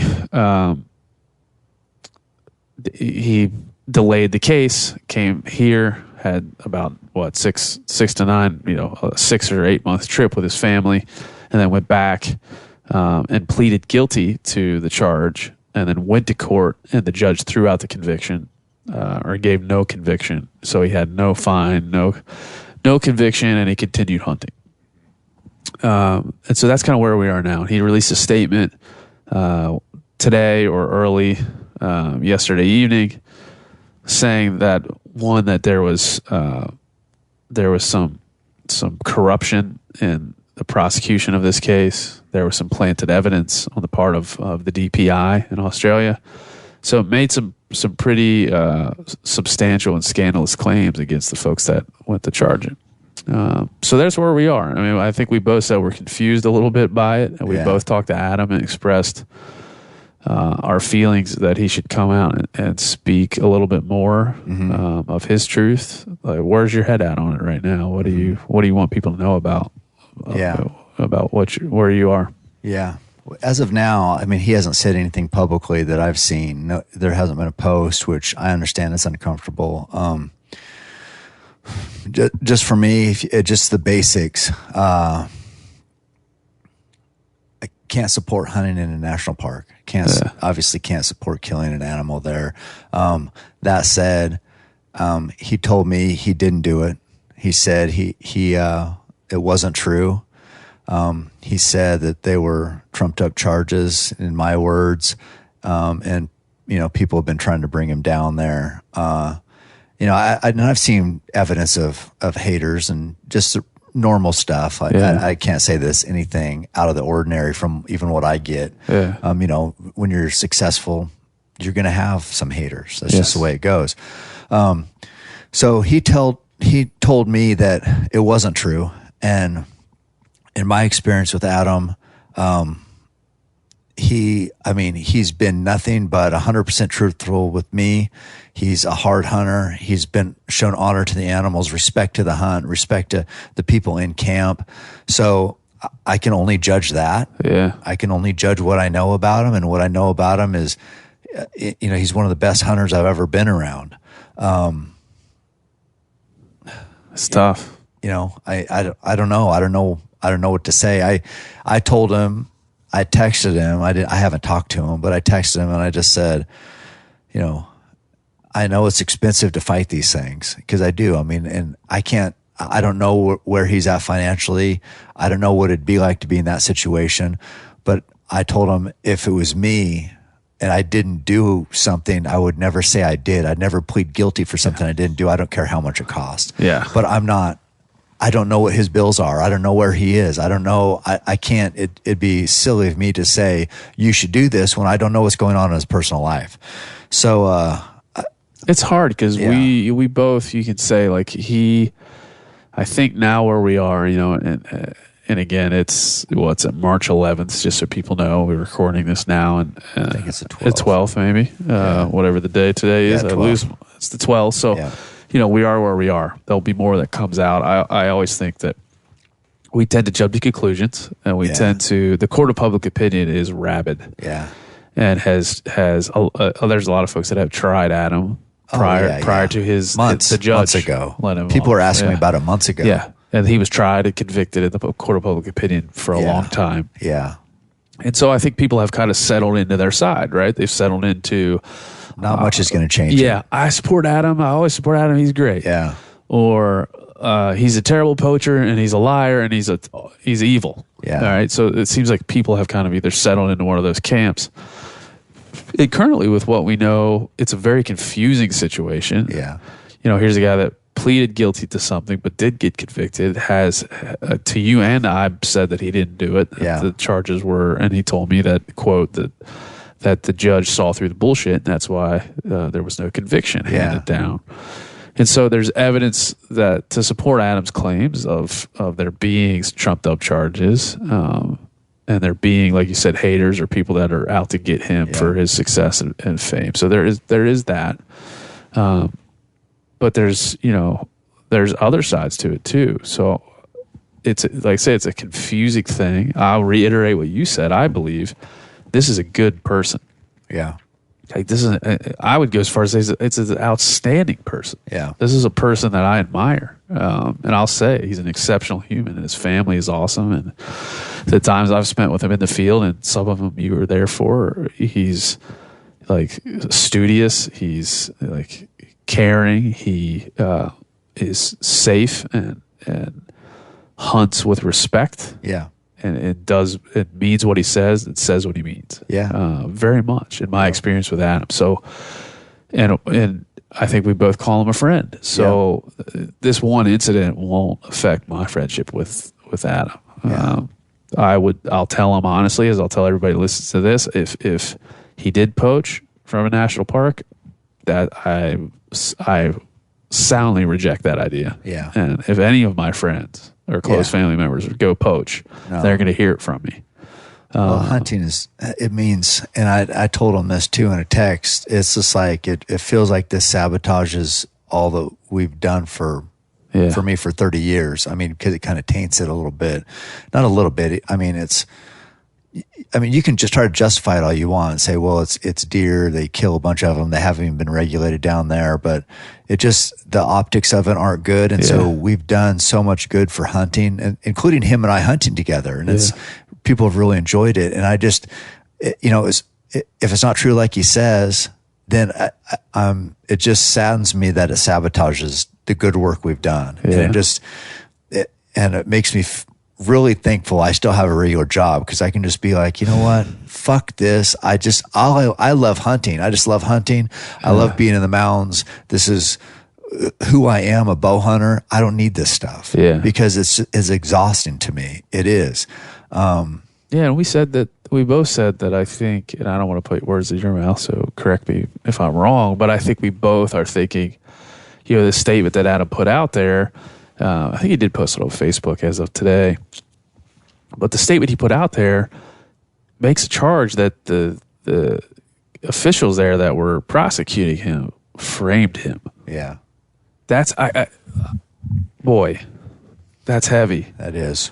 And if it's true, holy, shit, that's a big deal. And I can't imagine being in that situation.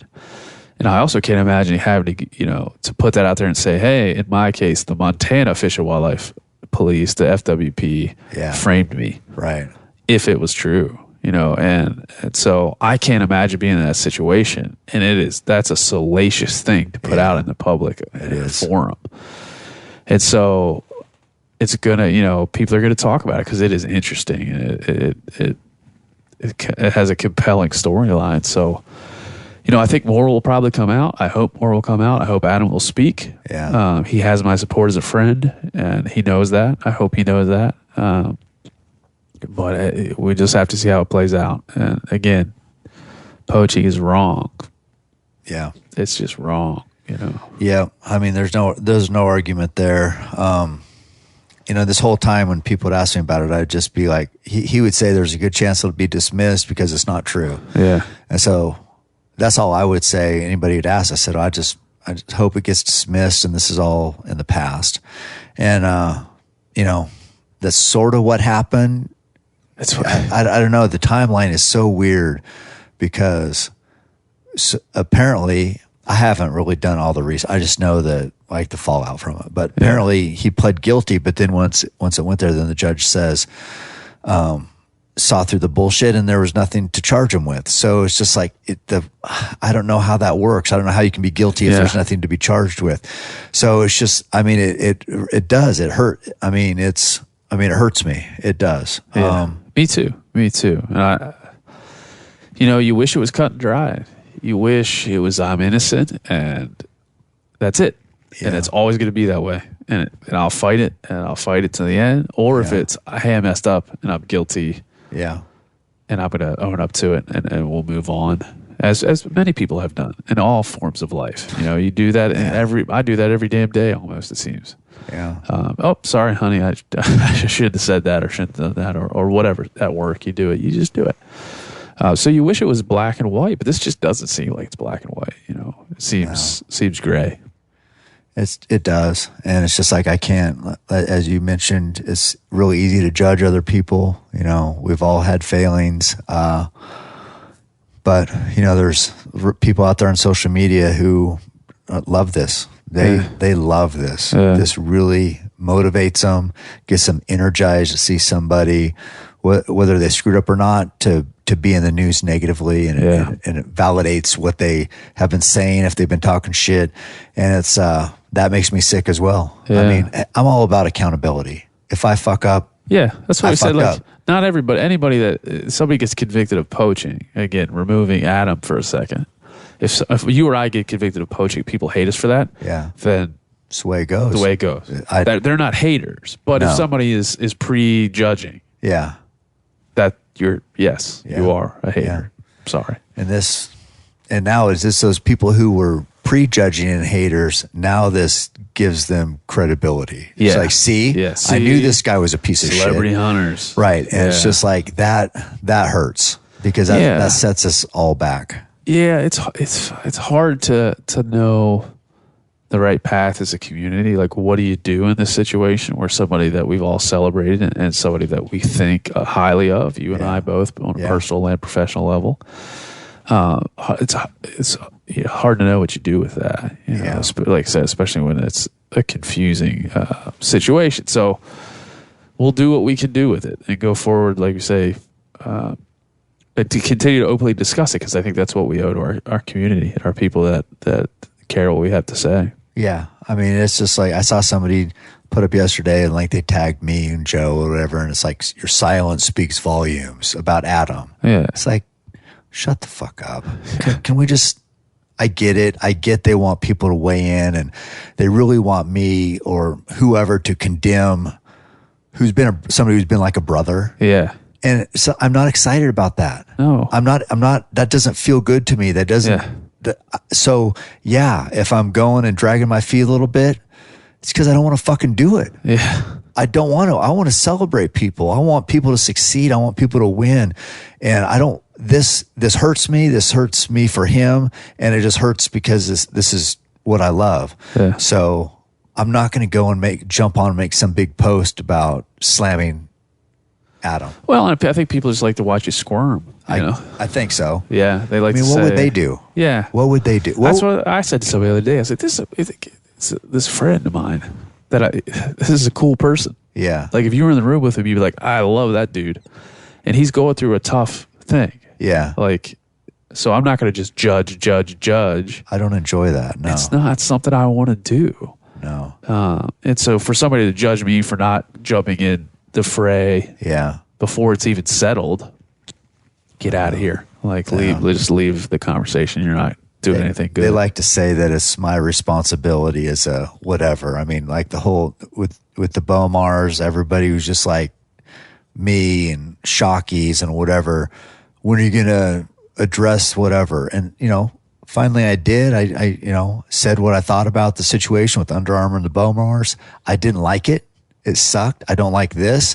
Yeah. I'm in the industry and whatever that means, but it's hard. I don't like casting negativity on anyone. Yeah. I mean, all we could say is for me, I hope, we continue to find out more truth and gain more perspective and find ways to examine what happened and look forward, because I think Adam remains an important figure for all of us, for me, for you. So I hope he sticks around, and I hope he can find a way to get above this and explain it better and get us all in a point where we can move forward. I don't think we're there right now. I don't think we're there. Not yet. No, this is gonna be a little. It's gonna be rough waters for a little while, I think. Yeah. Yeah. Well, I appreciate you being willing to talk about it. We both struggle with it. I've been struggling with it since the day I heard about it. And I actually recorded some things and deleted them, and you just don't know what to do. Yeah. You just don't know what to do. No, I've been sick to my stomach. When I first heard it was dismissed or whatever it was, I said I'm relieved. I mean, I think I told you in a text. Yeah, we were texting like, oh my God, thank God. I'm like, I'm relieved there was nothing to this. Yeah. And because it made me sick. And then we find out it's not so cut and dry. So I don't know where we're at with this. Yeah, me either. Wish we could say that we both know something you don't know. I don't. I think if you've been following the case, we know what you know. Yeah. And I probably know less. I mean, I haven't read everything. You feel like you don't know anything. I haven't read everything on it just because, like I said, I don't want to. I don't. It's hard. It's just like I don't want to read more of this right now. Yeah. Well, like I said, it's we could stumble through trying to explain it, but it's just this is what we can say for now, and we'll continue to follow it because me personally, I care about our community. I want there to be positive messaging at all times. Like you said, I don't want to have to battle this out in the mud. Like I don't want to, but we will because we have to. We want to know the truth. We want people in our midst that are truthful and we know Adam to be that guy. Yeah, which is why this is even more frustrating. Yeah, that we don't really know. All signs point to that, and I think part of it too is because this isn't the NBA or the NFL where people get arrested and do all sorts of crazy things. This is hunting. This is hunting where we're known to be honorable, and so when something like this happens or allegedly happens, that that flies in the face of honor. So that's why I get why hunters are so up in arms about it and so dogmatic about it. I get it because honor and respect, it's what it's all about. So, we're on a little more of a short leash as far as being in the industry that represents that. So I get it. Doesn't make it easy. No, it's not. Dude, we're in your lair. We're in like this is it. We've transported from the inside of the house into like your upper hunting lair room, Cam. At some point down here below us is going to be a trophy room. Oh no, because I'm a trophy hunter. But right now, this is just kind of where I'm going to pick up. We're filming this too, so I'm going to pick up the camera so everybody can see what's going down. Yeah, so we can see all your trophy room on the floor. Yeah, yeah. We got the wall space cleared out. And it's all on taking up floor space. All right, we're gonna do a quick this is a segment. I'm trying out all these new segments where trying to make things interesting. So this is called "What's in Your Pack." Okay, it's generally where you just pull shit out of your pack and then you tell me what's really going on in there. So this is what it looks like here. Right. So this is what I would take on a hunt if I'm traveling out of state, and there's just random stuff in here. Like if I just pull something out, well, here's some. This used to be a full set of Allen wrenches. Oh, now there's one Allen wrench in there because they're probably in the bottom of this bag. We all have that Allen wrench set. Hot hands. Hot hands. That's interesting. Yeah, everybody needs those. Broadheads. Those muzzy trocars. That's what's up. Let's see what else we got here. Underpants. Underwear. I'm assuming clean, but I'm not gonna judge you. No, I don't want to check. I'm not gonna judge you. Quiver. Extra quiver. That's like a half of a quiver? Well, yeah, I always worry about breaking. Like if you break your quiver on a hunt. Yeah. You got to have. There's no just bueno, certain things you got to have. You can't just put arrows in your pocket, in your back pocket. So I always take extra about that. quiver parts. What's this? Mind Bullet. Are these vitamins? Pre-workout. Yeah, somebody gave me this. Some kind of yeah. So here's the other part of the quiver. Okay, half the quiver. Oh, a bear knife. So when I go bear hunting, that's legit. Oh, this would be sticking in the tree. Is that got some fat on it, like a little tallow? My knives are usually like this until I go hunting again. So yeah. See, everybody, you're normal too. I guarantee you still have guts on your knife from the last hunt. Yeah. Let's see here. Cam does the same thing. Let's see what else we got. Chapstick? Yep. Yep. Is that Lip Zips? What kind of chapstick is that? We get a shout out to see if we can get a sponsor. It says Under Armour. Oh, Under Armour chapstick. Yeah. You've gone too far, Under Armour. I know. You've gone too far. Oh, of course, everybody knows what these are. Wet wipes. Wet wipes. The bidet of the woods, I call it. Yeah. The bidet of the woods. That's important. That's important. We got, these are from John Dudley. These are from Lanai. John Dudley knee pads. Yeah. And I was crawling around so much, and he had killed like 20 deer already. So I said, hey, can I borrow those knee pads? Crawled around, killed a couple bucks. Boom. So thanks, John knee Dudley. pads. And the thing about Lanai you'll find is that every damn thing you have from Lanai is red, from red dirt. Yeah, that So red dirt right you there. cannot, like, you remember that always. There's nothing you can do. Got a rangefinder. Oh, yep. Got to know how far things are. And in here, we got some Swarovskis. Ooh, they've been through a little bit. Yeah. They've seen those some Swarovski things. ELs. Those are some nice binos. This is a Camelback Oh, drinking apparatus. I like it. What else we got? Oh, we got a quivalizer part right here. I guess we got another spare quiver. You never know. Is this something you can just zip this bag up and be gone? If dude? you break two quivers, then you're really screwed. I feel like something really good is going to come out eventually. Think so? No, I feel like we got some good stuff. Let's see what This else. is exactly how I pictured it. It really is working well. We got. I feel. Oh. Actually, I didn't know I had this. This is Sponsor alert. Yeah. Spot hog. Keep hammering. Keep with the hammering. boa. Yeah. Keep hammering trigger I'll release. probably end up giving that away to somebody. And this is we're gonna end with this. We're gonna end with this. What is this? What this is is a Holy one of my moly. friends in the Marines gave me this. Oh, dude. A Keep Hammering K-bar. I gotta get a little zoom that in, dude. See that right there with my name on this side. And that's for That's from street fights or bear attacks. What bear, are we like? this is going to be my bear hunt knife. I mean, look at that. So you got the I explain how you do this on the podcast, but the left arm in the bear's mouth, this under its armpit into the heart. You gotta watch Do you want me it. to do it on you? No, I'm good. I'm good. Bear attack. Yeah. So We've all James- seen Anchorman. Bear fight. We know what's up. You coming deep. So yeah, I think that's a good one to end on. Somebody, hopefully, yeah. That's Thanks, that's James. He gave me this knife. That's the first time we've done What's in Your Pack, and that shit was fantastic. Yeah, that was blew up. well done. Okay, to end this out, like, we got to finish this up. We've talked about some serious stuff, but now your wife was showing me that you guys watch a television program called The Bachelor. Is that true?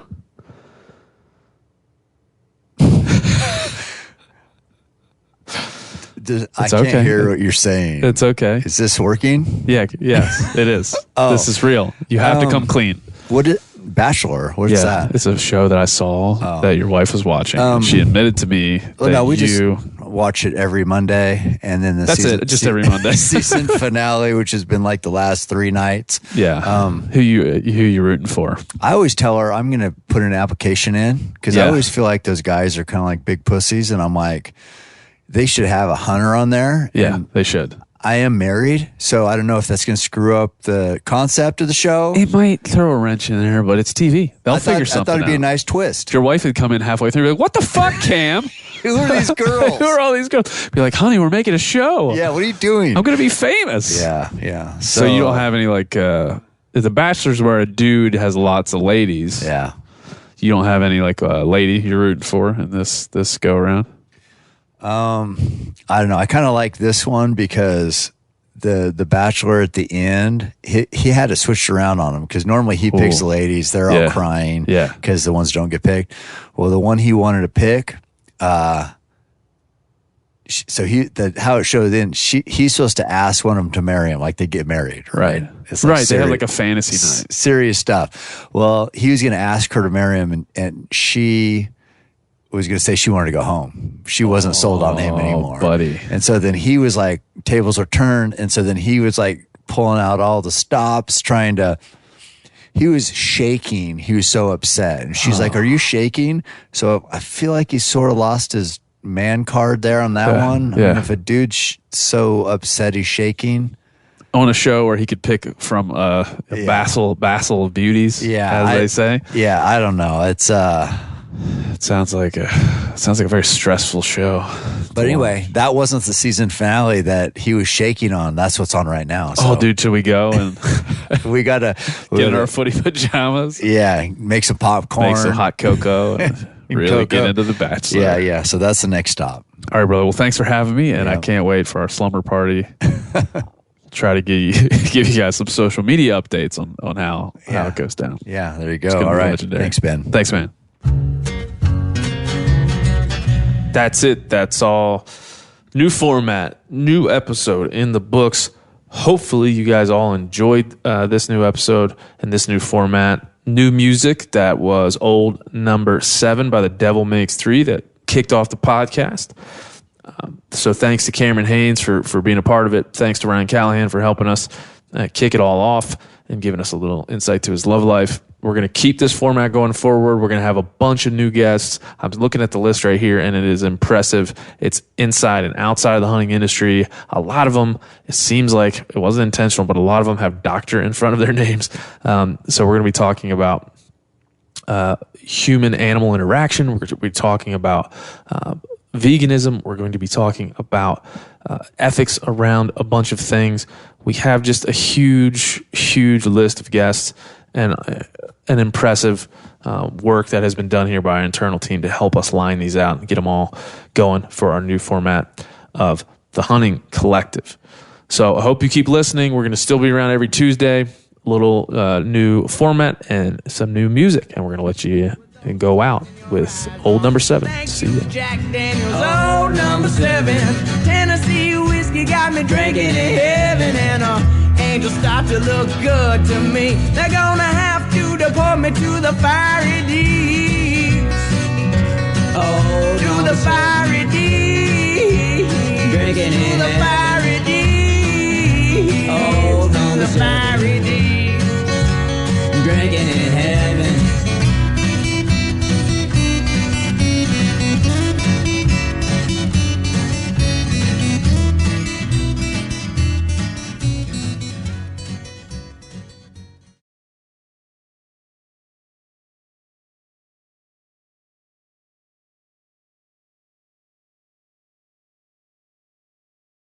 You ever get that feeling the walls closing in, the concrete jungle suffocating you?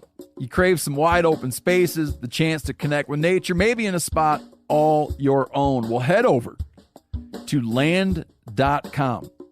They've got ranches, forests, mountains, streams, you name it. Search by acreage. You can search by location. You can search by the kind of hunting and fishing you're dreaming of. Land.com. It is where the adventure begins. After 3 years of work, our follow-up to the Meat Eater Fish and Game Cookbook is here. It's the Meat Eater Outdoor Cookbook, wild game recipes for the grill, smoker, campfire, and camp stove. Here is your book for everything that's best cooked or eaten outside.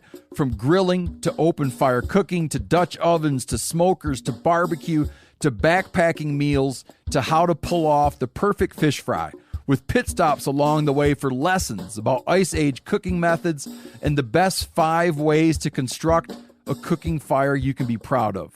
And of course, we're focusing on wild game and fish here with over 100 recipes, including stuffed venison burgers 3 ways, wild duck with ahi verde sauce, a jerky made with cola, a gin and tonic made with fire-charred lemons, and grilled frog legs made with a sticky sweet sauce. This ain't your normal cookbook, so be prepared to be surprised. Get your copy now. For more info, visit themeateater.com or buy it wherever books are sold.